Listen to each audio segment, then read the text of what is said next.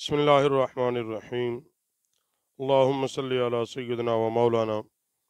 محمد وعلی آلہ واصحابہ وبارک وسلم انا نحن نزلنا الذکر و انا لہ لحافظون۔ صدق اللہ مولانا العظیم۔ احباب ذی وقار، قرآن پاک وہ عظیم معجزہ ہے جو صبح قیامت تک زندہ و تابندہ رہے گا۔ نبی علیہ السلام کا زندہ معجزہ قرآن مقدس ہے ہمارے پاس، اور قرآن پاک اللہ کی طرف سے لوگوں کی ہدایت کا اور نور اور ہدایت کا سر چشمہ بن کے آیا ہے، اور قرآن ایک ضابطہ حیات ہے۔ قرآن پاک پڑھنا باعث ثواب، باعث برکت، سمجھ کر عمل کرنا دنیا اور آخرت میں کامیابی کا راز، اور باقاعدہ ضابطہ حیات بنا لینا یہ انسانیت کے عروج اور باکمال ہونے کی علامت ہے۔ اور یاد رکھو، جس نے قرآن پاک کو جس مقصد کے لیے بھی تلاوت کیا، پڑھا، اللہ نے اسے وہ چیزیں عطا فرما دی ہیں۔ قرآن پاک اعلان کرتا ہے کہ میرے اندر ہر چیز کا علم ہے، یعنی اگر کوئی دین کا علم لے تو بھی ہے، سائنس کا لے تو بھی ہے، ٹیکنالوجی کا لے تو بھی ہے، معاشیت کا لے تو بھی ہے، ملک چلانے کا لے تو بھی ہے، تو قرآن پاک نے تمام قوانین کو اللہ نے اس کے اندر بیان فرمایا ہے۔ اور قرآن پاک کو بار بار ہمیں پڑھنا چاہیے، بار بار اس میں غور کرنا چاہیے، اور متعدد جگہ، مختلف جگہ پر اللہ جو فرما رہا ہے، فرمایا کہ اے لوگو قرآن کے اندر غور و فکر کرو، کیا تمہیں عقل نہیں؟ تم اس کے اندر تفکر کرو، غور و فکر کرو، غور و فکر کر کے پڑھو۔ اور قرآن پاک کا بار بار پڑھنا گناہوں کا کفارہ، دوزخ کی آگ کے لیے ایک پردے کی حیثیت رکھتا ہے۔ اس کی تلاوت دوزخ کی آگ سے تمہیں بچائے گی۔ اور جو شخص قرآن پاک پڑھنے میں مشغول ہو جاتا ہے، یعنی اپنے آپ کو وقف کر دیتا ہے قرآن پاک کے لیے، اللہ رب العالمین جنت کے دروازے اس کے لیے کھول دیتا ہے۔ ہر خوف کے بدلے جو وہ پڑھتا ہے، اللہ تعالیٰ ایک فرشتہ پیدا کرتا ہے جو قیامت تک تسبیح پڑھتا ہے اس کے لیے۔ اللہ رب العالمین جو وہ تلاوت کرتا ہے، ہر تلاوت کے بدلے ایک فرشتہ پیدا فرما دیتا ہے۔ اور کوئی شخص یہ چاہتا ہے کہ میں اللہ کے قریب ہو جاؤں،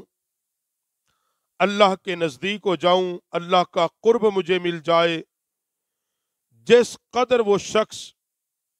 قرآن کا علم سیکھے گا، قرآن پڑھے گا، عمل کرے گا، غور و فکر کرے گا،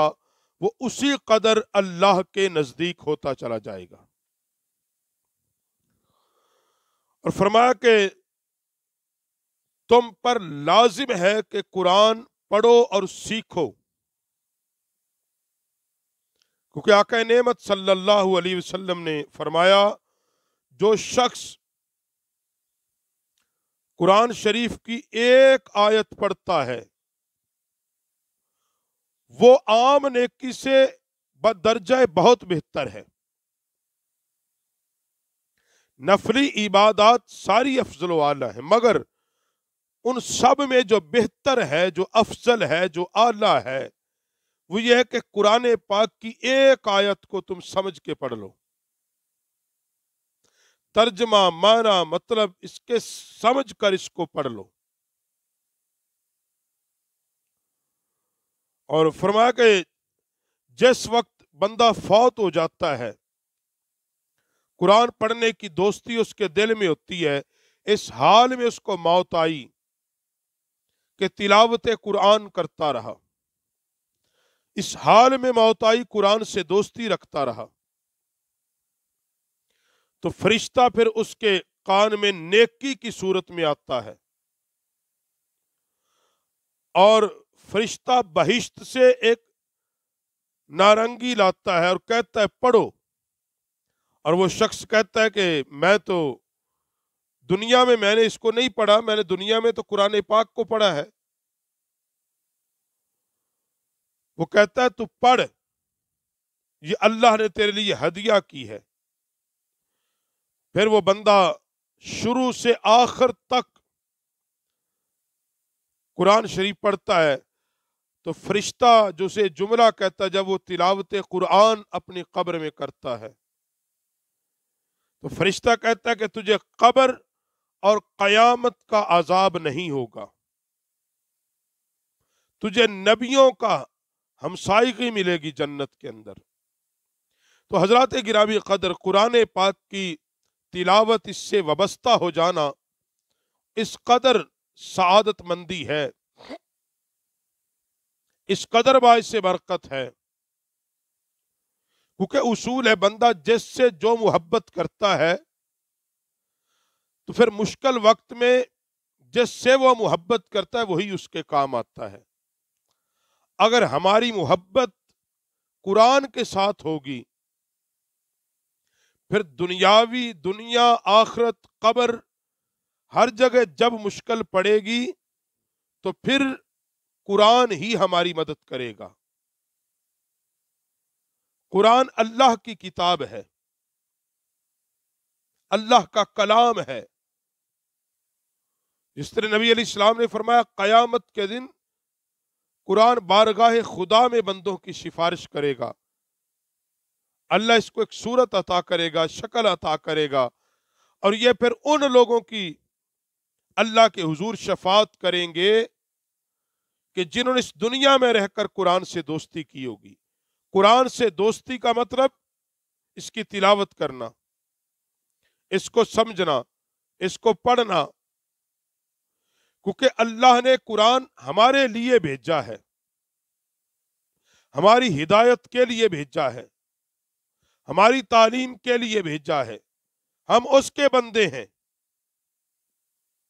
اور ہم اگر قرآن مقدس کو ہاتھ نہیں لگائیں گے،